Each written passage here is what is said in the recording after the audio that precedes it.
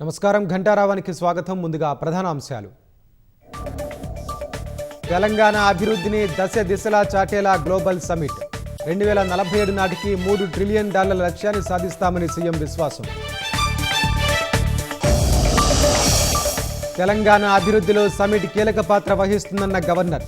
వికసిత భారత్ లక్ష్య సాధన దిశగా తెలంగాణ అడుగులు వేస్తోందని విశ్వాసం.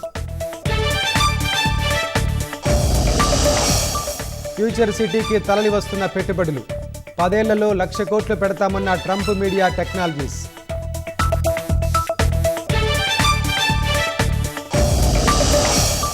వందే మాతరం గేయానికి కాంగ్రెస్ అన్యాయం చేసిందన్న మోదీ. గత శతాబ్దంలో ఎందుకు ద్రోహం చేశారో చెప్పాలని నిలదీత.